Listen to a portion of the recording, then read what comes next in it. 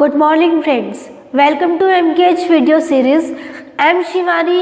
Today we are discussing about the remaining part of the chapter, that is the chemical reaction and catalyst.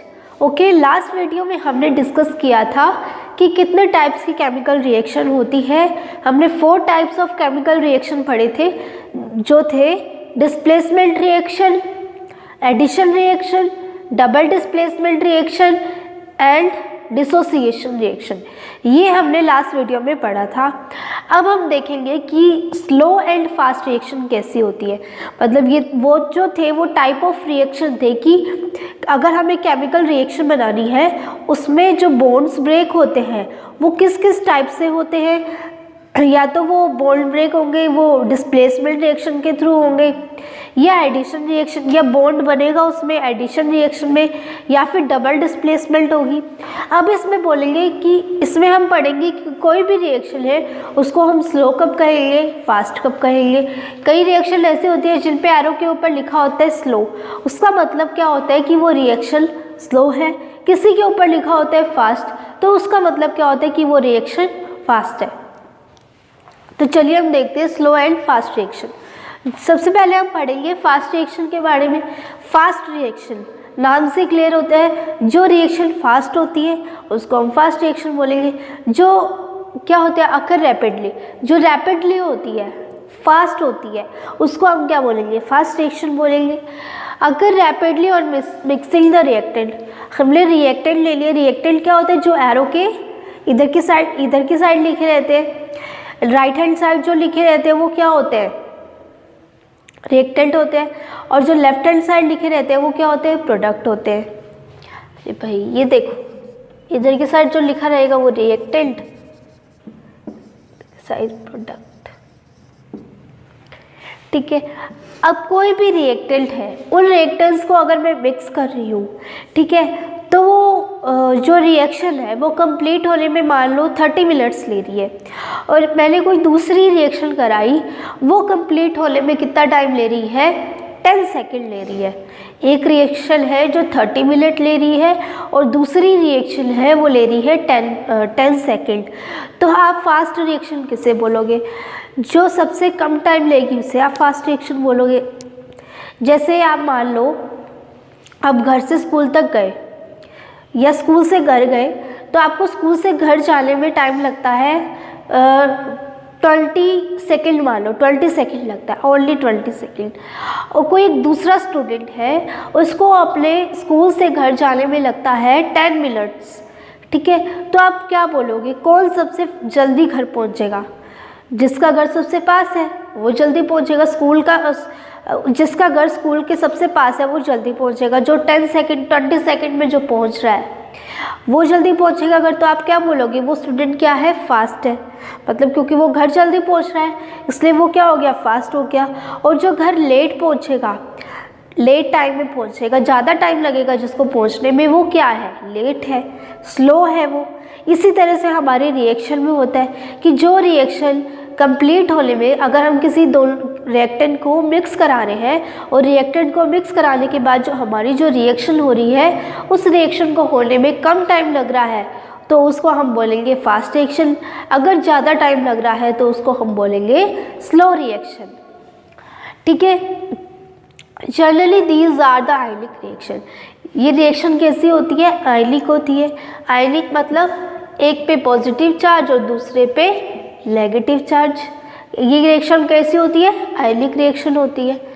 Like reaction between strong acid and strong base. अगर आप strong acid और strong base लोगे, ठीक है, तो वो क्या होता है, बहुत फास्ट है वो रिएक्शन। मतलब अगर हम कोई दोनों चीज़ कैसी है, स्ट्रॉन्ग है, जब दोनों स्ट्रॉन्ग रिएक्टेंट को हम मिक्स करेंगे तो वो रिएक्शन कैसे होगी, फास्ट होगी। जैसे ये बेस है और ये एसिड है, ठीक है, और इस रिएक्शन को कंप्लीट होने में कितना टाइम लग रहा है, 10⁻⁻10 सेकेंड। यहाँ -10 का मतलब क्या है, -10 का मतलब है इस तरह से 0 पॉइंट आगे 10 जीरो लगानी है, 0 0 3 4 5 6 7 8 9 10 और फिर 10। इसका मतलब ये है, मतलब इतना कम टाइम 10 सेकेंड से भी कम है 1 सेकेंड से भी कम है। कितना है ये? 0.0000 ना के बराबर है। ठीक है, इतना कम टाइम लगता है इस रिएक्शन को होने में।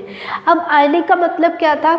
जैसे ये NaOH लिखा हुआ है इधर, तो ये NaOH क्या होता है? Na+, इसमें एक पॉजिटिव आयन है और एक नेगेटिव आयन है OH-। 9th क्लास में आपने पढ़ा है वैलेंसी के बारे में, तो ये वही है। HCl किस में प्रेजेंट होता है? कोई भी अगर हमारे पास कंपाउंड है तो वो किस में प्रेजेंट होता है? मॉलिक्यूल है, कंपाउंड है, वो किस में प्रेजेंट होता है? पॉजिटिव और नेगेटिव चार्ज में। कभी भी पॉजिटिव पॉजिटिव नहीं होते या नेगेटिव नेगेटिव नहीं होते। क्यों नहीं होते?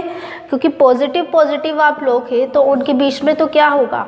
रिपल्शन होगा। ठीक है, नेगेटिव नेगेटिव लोगे तो उनके बीच में भी क्या होगा? रिपल्शन होगा। लेकिन जब आप पॉजिटिव नेगेटिव लोगे तो उनके बीच में क्या होता है? हमेशा अट्रैक्शन होता है। तो जहाँ अट्रैक्शन होता है वहीं तो मॉलिक्यूल बनता है, वहीं तो जो दो एलिमेंट है वो मिलकर कंबाइन होकर क्या बनाते हैं? हमारे मॉलिक्यूल बनाते हैं। अब इसमें देखो, हर किसी में भी देख लो आप, इसमें देख लो एक Na+ है, एक OH- है, इसमें देख लो H+ है और Cl- है, इसमें देख लो Ag+2 है और NO3-, Ag+ है और NO3- है, H+ है और Cl- है, Ag+ है और Cl- है, H+ है, NO3- है। हर किसी में देख लो plus minus plus minus plus minus है, क्योंकि प्लस माइनस के बीच में अट्रैक्शन होता है और जहाँ अट्रैक्शन होता है वहाँ बॉन्ड बनता है, और जहाँ बॉन्ड बनेगा वो क्या होता है? हमारा कंपाउंड बन जाता है। ठीक है, ये भी तो एक बॉन्ड से जुड़े हुए दोनों। बॉन्ड हमें, जब हम मॉलिक्यूल का फॉर्मूला लिखते हैं तब हमें बॉन्ड दिखता नहीं है, बट एक्चुअल में उनके बीच में क्या होता है? बॉन्ड प्रेजेंट होता है। इसके बीच में भी बॉन्ड है, इसके बीच में भी बॉन्ड है, इसके बीच में बॉन्ड है, इसके बीच में भी, इसके बीच में भी, इसके बीच में, इसके बीच में भी। एक्चुअल में जो NaCl होता है ना, NaCl लिखा तो हमने ऐसे ही हुआ है, आपको देखने में सिंपल लग रहा है कि NaCl सिर्फ एक ही है। एक्चुअल में इसकी जो स्ट्रक्चर होती है वो किस तरह से होती है? वो होती है इस तरह से।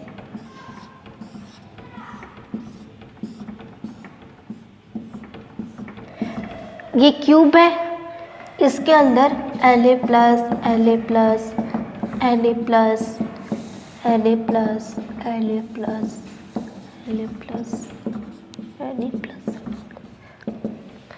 इस तरह से होता है। ठीक है, अब यहाँ Cl- भी लगे होंगे, तो इस तरह से स्ट्रक्चर होती है। बट हम क्या करते हैं? इसको सिर्फ एक फॉर्मूले में लिख देते हैं NaCl। इसका मतलब है हमारे पास एक Na है और एक Cl है। और फिर भी देखो, ये जो Na और ये जो Cl है, ये किससे जॉइंट रहते हैं? एक बॉन्ड से जॉइंट रहते हैं। ठीक है, तो इस तरह की कोई स्ट्रक्चर होती है हमारी NaCl की। अब आपको इतनी डिटेल में नहीं जाना, बस आपको इतना याद रखना है कि NaCl जो होता है उसकी क्यूबिक स्ट्रक्चर होती है। कैसी होती है? क्यूबिक स्ट्रक्चर होती है। और जो NaCl होता है ये हमें दिख ऐसा रहा है, बट एक्चुअल में ऐसा होता नहीं है। इसके बीच में बहुत सारे बॉन्ड होते हैं, Na और Cl के बीच में बहुत सारे बॉन्ड प्रेजेंट रहते हैं। ठीक है, अब हम नेक्स्ट देखते हैं। ये तो हो गई हमारी फास्ट रिएक्शन। अब आपको फोटोसिंथेटिक रिएक्शन पता है? फोटोसिंथेटिक रिएक्शन मतलब जो मैंने आपको कंडीशन बताई थी, जिसमें मैंने आपको फोटोसिंथेटिक का मतलब बताया था, जहाँ फोटोलाइसिस पढ़ाई थी, फोटोलाइसिस, जहाँ मैंने आपको फोटो का मतलब बताया था, क्या था? सनलाइट। और सनलाइट को हम किससे रिप्रेजेंट करते थे? H, ये बताया था ना। और जहाँ भी आपको एरो के ऊपर सनलाइट लिखी मिल जाए या ये H लिखा हुआ मिल जाए, वो रिएक्शन कैसी होगी? आपकी सबसे फास्ट रिएक्शन होगी। ठीक है, कैसे होगी? सबसे फास्ट रिएक्शन होगी। अब हमारी ये फोटोलिसिस रिएक्शन है, इसमें कौन सी आएगी? Photosynthetic reaction. ये फोटोसिंथेटिक रिएक्शन है, ये किसकी प्रेजेंस में होती है? सनलाइट की प्रेजेंस में होती है। सनलाइट यानी कि HNO की प्रेजेंस में होती है। जब ये HNO की प्रेजेंस में होगी तो मतलब ये रिएक्शन कैसी होगी? फास्ट। ठीक है, तो इसका मतलब जो भी प्लांट्स में जो है फोटोसिंथेटिक रिएक्शन होती है उसकी स्पीड क्या होती है, बहुत फास्ट होती है। और कितनी होती है, जो हाफ लाइफ ऑफ रिएक्शन है इसकी वो होती है 10⁻⁻12 सेकेंड। अब ये हाफ लाइफ क्या होती है इसको देखते हैं। हाफ लाइफ मतलब मान लो कोई भी एक रिएक्टेंट है वो किस में कन्वर्ट हो रहा है, प्रोडक्ट में कन्वर्ट हो रहा है। कोई भी एक रिएक्टेंट है, मैंने मान लिया ए मान लिया, ठीक है, जो किस में कन्वर्ट हो रहा है, प्रोडक्ट में कन्वर्ट हो रहा है। ए यहाँ पे रिएक्टेंट है, बी यहाँ पे प्रोडक्ट है, ए की जगह आर ले लो, आर यहाँ पे रिएक्टेंट है, पी यहाँ पे प्रोडक्ट है, ठीक है। जब हमने रिएक्शन स्टार्ट करने से पहले at time t is equals to 0, ये t इज इक्वल्स टू 0 लिखने का मतलब है at time is equals to 0। Time is equals to 0 मतलब जब रिएक्शन स्टार्ट नहीं हुई उससे पहले का जो टाइम है, तब की बात करें, रिएक्शन स्टार्ट होने से पहले का जो टाइम है। तो मतलब जब हमने रिएक्शन स्टार्ट नहीं हुई तब जो रिएक्टेंट है वो प्रोडक्ट में कन्वर्ट नहीं हुआ होगा। जब कोई रिएक्शन ही नहीं हुई तो वो रिएक्टेंट है वो प्रोडक्ट में कन्वर्ट कैसे होगा। तो उस टाइम पे जो रिएक्टेंट है उसकी कंसंट्रेशन मैंने मान ली ए नोट, ये ए नोट बोला है इसको। ए नोट का मतलब है कंसंट्रेशन। कंसंट्रेशन को मैंने बताया था किससे शो करते हैं, इस ब्रैकेट से शो करते हैं। ये ब्रैकेट में कोई भी कुछ भी लिख दिया मैंने, इसका मतलब वो क्या है, उसकी कंसंट्रेशन है। तो at time t is equal to 0 पे मैंने जो रिएक्टेंट की जो कंसंट्रेशन ली है वो क्या है, हमारी ए नोट है। अब जब रिएक्टेंट है वो प्रोडक्ट में कन्वर्ट ही नहीं हुआ तो प्रोडक्ट की कंसंट्रेशन यहाँ पे क्या आ जाएगी, 0 आ जाएगी। क्यों आएगी, क्योंकि रिएक्टेंट प्रोडक्ट में कन्वर्ट नहीं हुआ, वहाँ प्रोडक्ट की कंसंट्रेशन 0 है। और रिएक्टेंट की कंसंट्रेशन हमने कितनी ली है, ए नोट, ये आपको गिवन होती है, ठीक है। फिर at time t is equals to T, t is equals to T का मतलब क्या है, जब रिएक्शन स्टार्ट हो गई। जब रिएक्शन स्टार्ट हो गई तो हमारी जो कंसंट्रेशन है वो ए नोट से कितनी बच गई, ए नोट, ए बच गई। मतलब या तो इसको ए लिखो या इस तरह से लिखो, ए नोट माइनस ए, मतलब इस ए नोट में से मैं हमारी फाइनल कंसंट्रेशन माइनस कर दूंगी तो मेरे पास एट टाइम टी पर मेरी क्या आ जाएगी, कंसंट्रेशन आ जाएगी। बट यहाँ आपको इतना नहीं लिखना, आपको ए लिखना है, ठीक है। मतलब एट टाइम टी पे जो मेरी कंसंट्रेशन आई रिएक्टेंट की वो मेरी कितनी है, ए है। अब प्रोडक्ट जो बन रहा है, रिएक्टेंट से जो प्रोडक्ट बन रहा है at time is equal to T, जिसमें रिएक्टेंट की कंसंट्रेशन ए है। अब time is equal to T है, मतलब कि रिएक्शन हमारी क्या हो गई, स्टार्ट हो गई। जब रिएक्शन स्टार्ट हो गई तो वो रिएक्टेंट से प्रोडक्ट में कन्वर्ट हो गया। अब कितना कन्वर्ट हुआ है, रिएक्टेंट की कंसंट्रेशन ले, प्रोडक्ट की कंसंट्रेशन x मान ली, ठीक है। मतलब हमारा जो प्रोडक्ट है उसकी कंसंट्रेशन कितनी आ गई, x आ गई। अब मैं लिख रही हूँ t is equal to T half. इस टी हाफ का मतलब क्या है, हाफ लाइफ। हाफ लाइफ मतलब टी हाफ का मतलब कि जब रिएक्शन, ये तो टी टाइम था, मतलब जब रिएक्शन पूरी कंप्लीट हो गई। टी हाफ का मतलब है जब रिएक्टेंट जो है वो प्रोडक्ट में कन्वर्ट हो रहा है, अभी पूरा कन्वर्ट हुआ नहीं है बट हो रहा है वो कन्वर्ट। जब वो कन्वर्ट हो रहा है रिएक्टेंट से प्रोडक्ट में, उस टाइम को हम क्या बोलेंगे, टी हाफ। और इस टी हाफ को हम क्या बोलेंगे, हाफ लाइफ। ये देखो, time taken for half of the reactant to convert into reactant, to convert into product.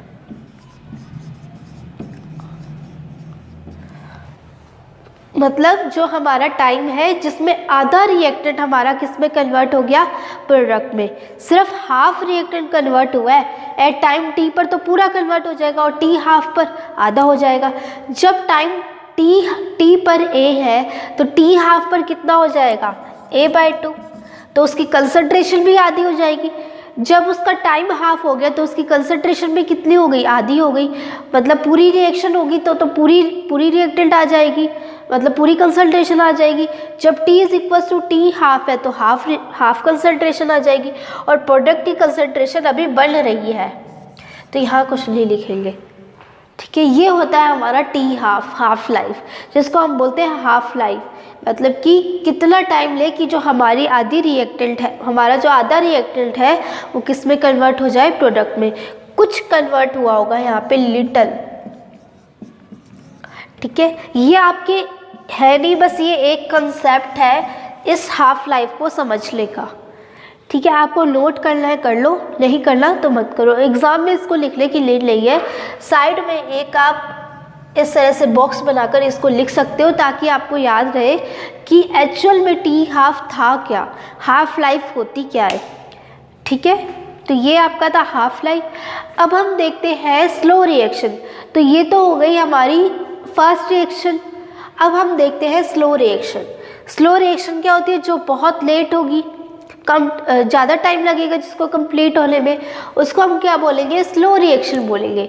Which take time hours और ईयर, जिसको कंप्लीट होने में घंटे भी लग जाते हैं, ईयर्स भी लग जाते हैं और कुछ मिनट्स भी लग सकते हैं। तो ऐसी रिएक्शन को हम क्या बोलेंगे, स्लो रिएक्शन, ठीक है। जो कंप्लीट होने में क्या लगाती है, टाइम लगाती है। एग्जाम्पल है rusting of iron. Rusting of iron मतलब जैसे कि आयरन जो होता है, लोहा जो होता है, उस पर जंग लग जाती है। जंग किसकी वजह से लगती है, जो भी खुला, अगर हम लोहे को खुला छोड़ दें, जैसे हमारे कूलर वगैरह है, अब वो कहाँ पड़े रहते हैं, खुले भी पड़े रहते हैं। अब उसके अंदर उसको क्या मिल रही है, ऑक्सीजन भी मिल रही है उस आयरन को। ये आयरन है, आयरन को हम Fe से डिनोट करते हैं। Fe को क्या बोलते हैं, आयरन, ठीक है। जो हमारा कूलर है वो किसका बना होता है, आयरन का बना होता है, लोहे का बना होता है, ठीक है। जब इस पे ऑक्सीजन लगेगी और क्या होगा, बारिश आती है तो वाटर भी इसको मिलता रहता है, या बारिश नहीं तो थोड़ा बहुत मॉइस्चर भी इसको मिलता रहता है, तो वहाँ से इसको वाटर भी मिलेगा, H2O भी मिलेगा।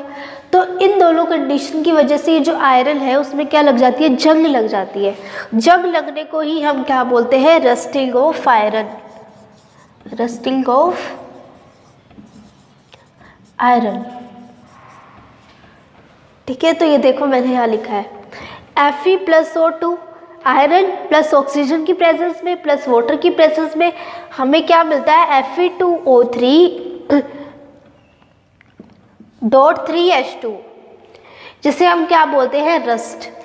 ये जो प्रोडक्ट मिला हमें, इसको क्या बोला है हमने, रस्ट, मतलब जंग लग गई, रस्टिंग होते हैं। जो रस्टिंग होते हैं वो इस रिएक्शन की वजह से होती है। जो हमें प्रोडक्ट मिलता है वो क्या होता है, Fe2O3.3H2O। या 3H2O का मतलब बताया था मैंने आपको 5th चैप्टर में। क्या था इस 3H2O का मतलब, क्रिस्टलाइन वाटर, ठीक है।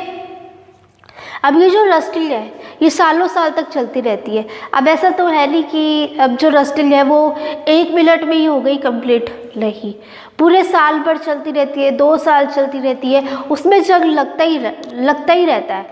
जब आप नया कूलर लाए, नया कूलर लाते थोड़ा लग जाती है रस्टिंग। अब उसको रस्टिंग होने में 1 साल लगता है, 2 साल लगते हैं, 3 साल लगते हैं, धीरे धीरे करके वो रस्टिंग क्या होती है, कंप्लीट होती है। अगर एक बार जंग लगना स्टार्ट हो जाए तो वो क्या, कूलर वही ख़राब हो जाएगा। ये आपका कूलर है, ठीक है। अगर मान लो इसके यहाँ हल्की सी जंग लग गई, हल्का सा रस्टिंग हो गई इसमें, तो क्या होगा, पूरा कूलर ख़राब हो जाएगा, नहीं होगा ना। जब ये पूरे कूलर पे रस्टिंग लग जाएगी तब आप बोलेंगे कि हमारा कूलर अब ख़राब हो गया, हमें नया लेकर आना है। तो जो रस्टिंग है वो सालों साल तक चलती रहती है, 1 मिनट में कंप्लीट नहीं होती, इसलिए हम इसको क्या बोलते हैं, स्लो रिएक्शन बोलते हैं। ये समझ में आ गया, फास्ट रिएक्शन क्या होती है, स्लो रिएक्शन क्या होती है। तो चलिए अब हम देखते हैं रिवर्सिबल रिएक्शन और इरिवर्सिबल रिएक्शन क्या होती है, ठीक है। तो देखो इरिवर्सिबल रिएक्शन, इससे पहले भी हमने डिस्कस किया हुआ है रिवर्सिबल और इरिवर्सिबल के बारे में। इरिवर्सिबल रिएक्शन वो रिएक्शन होती है जिसमें रिएक्टेंट से प्रोडक्ट अगर एक बार कन्वर्ट हो गया तो हम उसको दोबारा रिएक्टेंट में कन्वर्ट नहीं कर सकते। जैसे मान लो A से B कोई रिएक्शन हुई है, तो अगर A से B बन गया एक बार, तो हम B से A दोबारा नहीं बना सकते। ऐसी रिएक्शन को हम क्या बोलते हैं, इरिवर्सिबल रिएक्शन बोलते हैं। लेकिन रिवर्सिबल रिएक्शन में क्या होता है, अगर एक बार A से B बन गया, ए से बी बन गया तो हम उसको दोबारा बी से ए में भी बना सकते हैं। इसी रिएक्शन को हम क्या बोलते हैं? रिवर्सिबल रिएक्शन बोलते हैं। अब ये जो इरिवर्सिबल रिएक्शन होती है वो सिर्फ एक ही डायरेक्शन में फॉलो होती है। जैसे रिएक्टेंट से अगर प्रोडक्ट बन रहा है, एरो किस तरफ है? रिएक्टेंट टू प्रोडक्ट की तरफ, मतलब रिएक्टेंट से प्रोडक्ट बन रहा है, और एक ही एरो है मतलब सिर्फ रिएक्टेंट से प्रोडक्ट बन सकता है, प्रोडक्ट से रिएक्टेंट नहीं बन सकता। और ये रिएक्शन है सिर्फ एक ही डायरेक्शन में हो रही है। कौन सी डायरेक्शन में? रिएक्टेंट से प्रोडक्ट वाली डायरेक्शन में है। कौन सी डायरेक्शन है? फॉरवर्ड डायरेक्शन है। जब रिएक्टेंट से प्रोडक्ट बन रहा है उस डायरेक्शन को हम बोलते हैं फॉरवर्ड रिएक्शन, फॉरवर्ड डायरेक्शन। और जब प्रोडक्ट से दोबारा रिएक्टेंट बन रहा है यानी रिएक्शन पीछे की तरफ जा रही है तो उसको हम बोलते हैं बैकवर्ड डायरेक्शन। ठीक है, तो जो इरिवर्सिबल रिएक्शन है हमेशा कौन सी डायरेक्शन में होती है? एक डायरेक्शन में होती है, और वो डायरेक्शन कौन सी है? फॉरवर्ड। यहाँ लिख लो फॉरवर्ड। हमेशा इरिवर्सिबल रिएक्शन कैसी होती है? फॉरवर्ड होती है। ठीक है, फिर है concentration of reactant decreases slowly and concentration of product increases. Irreversible reaction को हम किससे शो करते हैं? इस एरो से शो करते हैं। अभी जो मैंने बोला है concentration of reactant decreases slowly in concentration of product increases, इसका मतलब क्या है? इसको हम ग्राफ समझते हैं। ठीक है, अब आप 10th क्लास में आ गए हो तो आपको ग्राफ देखने आने चाहिए। ठीक है, तो सबसे पहले ये हमारा ग्राफ है। ये हमारा क्या होता है? एक्स एक्सिस होता है और ये वाई एक्सिस होता है। हमें किसके बीच में ग्राफ चाहिए? हमें चाहिए कंसंट्रेशन के बीच में ऑफ रिएक्टेंट डिक्रीजेस स्लोली, मतलब किसके साथ डिक्रीज होगी? टाइम के साथ ही डिक्रीज होगी। तो हमें चाहिए कंसंट्रेशन वर्सेस टाइम के बीच में ग्राफ चाहिए। इसके बीच में हमें ग्राफ चाहिए। तो हमारी कंसंट्रेशन किस पर आएगी? वाई एक्सिस पर। और हमारा टाइम कहाँ आएगा? एक्स एक्सिस पर। ठीक है, अब ये बोल रहा है concentration of reactant decreases slowly. अब देखो कोई रिएक्शन है, जैसे ये R से प्रोडक्ट में जा रही है, रिएक्टेंट प्रोडक्ट में बन रहा है। At time t is equals to 0, जब रिएक्शन स्टार्ट नहीं हुई उस टाइम पर हमारा जो रिएक्टेंट है वो प्रोडक्ट में कन्वर्ट नहीं हुआ होगा।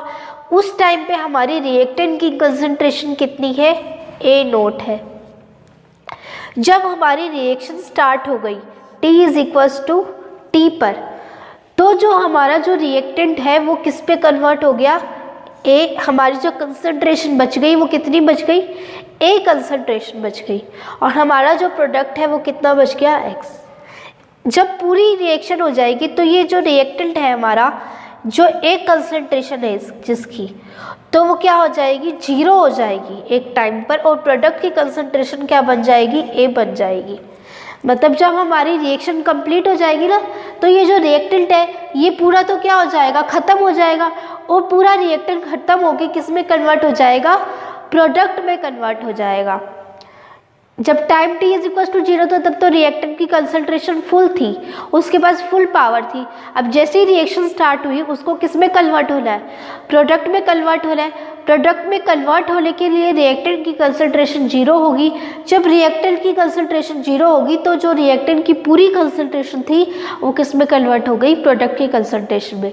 यानी कि जैसे जैसे हम टाइम को बढ़ा रहे हैं वैसे वैसे रिएक्टेंट की कंसंट्रेशन क्या हो रही है? डिक्रीज हो रही है। इस तरह से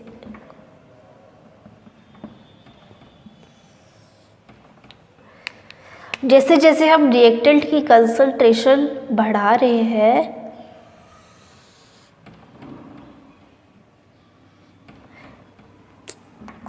थोड़ा अच्छे से बोलो इसको, वैसे वैसे क्या हो रहा है? हमारी रिएक्टेंट की कंसंट्रेशन डिक्रीज हो रही है। इस तरह से बनेगा ये, थोड़ा ध्यान से बनाना इसको।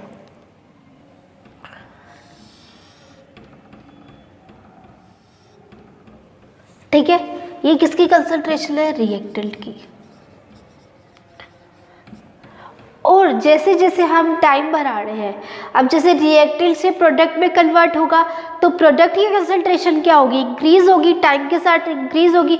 जब रिएक्टेंट डिक्रीज हो रहा है तो प्रोडक्ट क्या होगा? इंक्रीज होगा, क्योंकि रिएक्टेंट से प्रोडक्ट में कन्वर्ट होना है। तो जब रिएक्टेंट से प्रोडक्ट में कन्वर्ट होगा तो प्रोडक्ट की कंसंट्रेशन इंक्रीज होगी।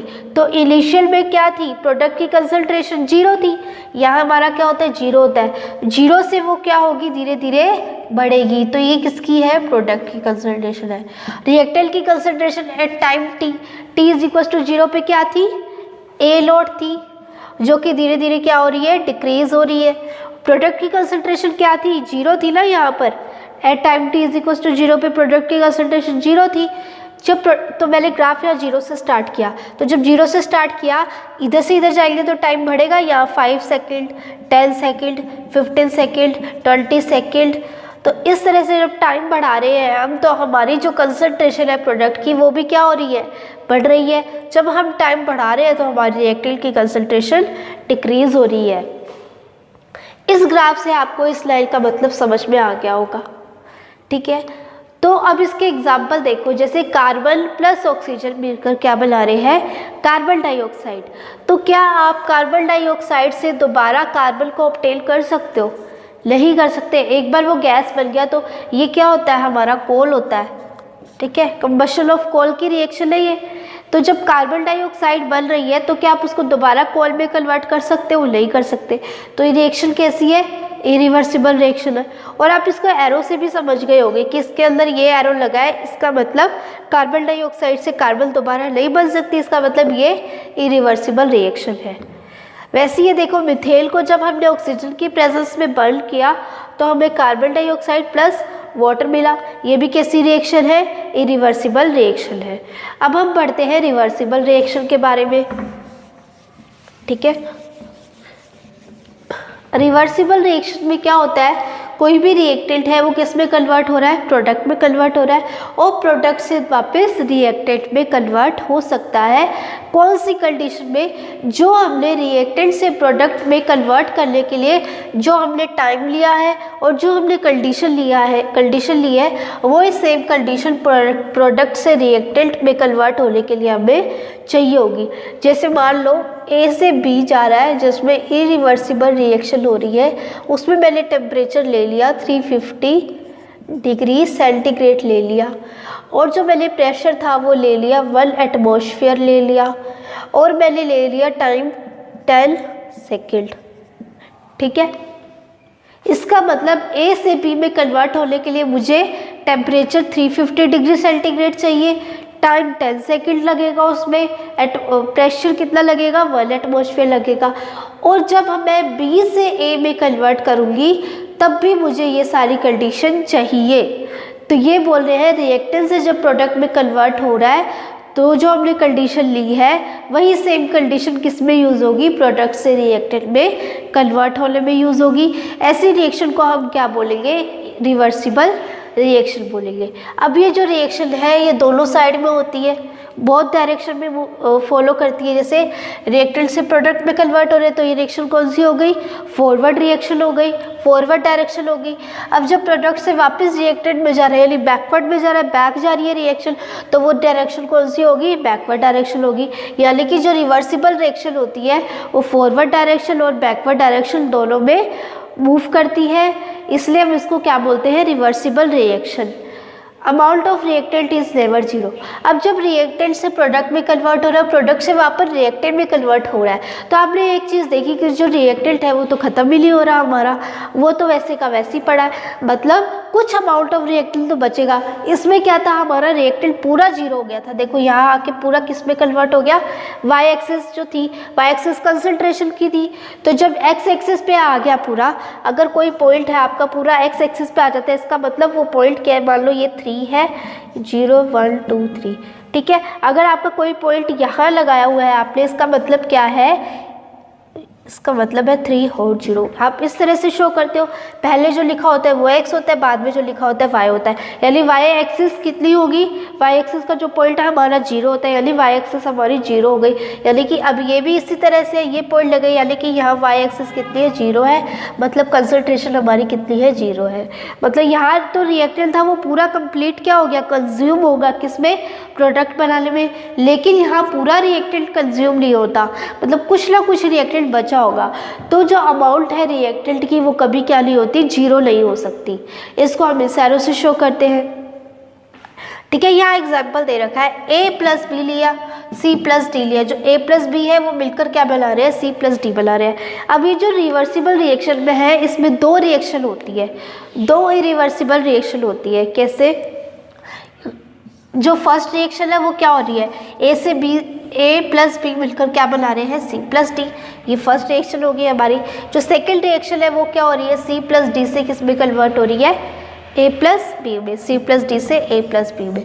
इस तरह से हम इरिवर्सिबल रिएक्शन को हम इस तरह से भी लिख सकते हैं और इस तरह से भी लिख सकते हैं। इसका बेसिकली मीनिंग यही है। ठीक है, तो जो a प्लस बी से c प्लस डी में जा रहा है, आगे की तरफ जा रही है, तो इसको हम फॉरवर्ड रिएक्शन बोलेंगे। अगर कोई रिएक्शन c प्लस डी से a प्लस बी में कन्वर्ट हो रही है, प्रोडक्ट से रिएक्टेंट में कन्वर्ट हो रही है, यानी रिएक्शन कहाँ जा रही है, बैकवर्ड जा रही है, इसको हम क्या बोलेंगे, बैकवर्ड रिएक्शन बोलेंगे। ठीक है, अब जैसे जो CO2 एंड ऑक्सीजन होता है, हमारा जो हीमोग्लोबिन है वो क्या करता है, CO2 और ऑक्सीजन को कैरी करता रहता है, ट्रांसपोर्ट करता है। ठीक है, तो ये जो ट्रांसपोर्ट करने का काम क्या है, हमारे बॉडी में लगातार चलता रहता है, कभी भी ख़त्म नहीं होता CO2 एंड ऑक्सीजन हमारी बॉडी में। ठीक है, तो ये एक बेस्ट एग्जाम्पल है किसका, रिवर्सिबल रिएक्शन का। और इसके अलावा क्या है, N2 plus H2 gives NH3, ये भी इसका एक क्या है, एग्जाम्पल है। अब ये जो रिवर्सिबल रिएक्शन है ये कभी कंप्लीट नहीं होती, मतलब अगर रिएक्टेंट बचा हुआ है, जब रिएक्टेंट 0 हो गया तो वो रिएक्शन क्या होगी, वही कंप्लीट होगी, क्योंकि हमारे पास कोई रिएक्टेंट ही नहीं बचा। जब रिएक्टेंट नहीं बचा तो हम किसको प्रोडक्ट में कन्वर्ट करेंगे, जितना था रिएक्टेंट उतना तो किस में कन्वर्ट हो गया, प्रोडक्ट में। अब उसके अलावा हमारे पास कुछ बचा नहीं। लेकिन रिवर्सिबल रिएक्शन में क्या होता है, हमारे पास थोड़ा अमाउंट में रिएक्टेंट बचा रहता है, हमेशा बचा रहता है। जब वो हमेशा बचा रहेगा तो हमारी वो रिएक्शन है कभी कंप्लीट नहीं होगी, क्योंकि कुछ ना कुछ रिएक्टेंट जो है वो प्रोडक्ट में कन्वर्ट होता रहेगा। ठीक है, जब कन्वर्ट होता रहेगा तो वो रिएक्शन होती रहेगी, रिएक्शन होती रहेगी, इसका मतलब वो रिएक्शन कभी भी कंप्लीट नहीं हो सकती, इट नेवर कंप्लीट। तो ये हमारा था रिवर्सिबल और इरिवर्सिबल रिएक्शन के बारे में।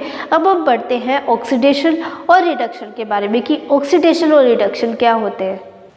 तो इस लेक्चर में हमने अभी तक क्या पढ़ा, इस लेक्चर में हमने ये पढ़ा कि रिवर्सिबल रिएक्शन क्या होती है, इरिवर्सिबल रिएक्शन क्या होती है, fast reaction and slow reaction क्या होती है।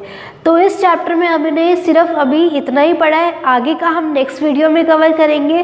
Thank you so much for watching, have a nice day.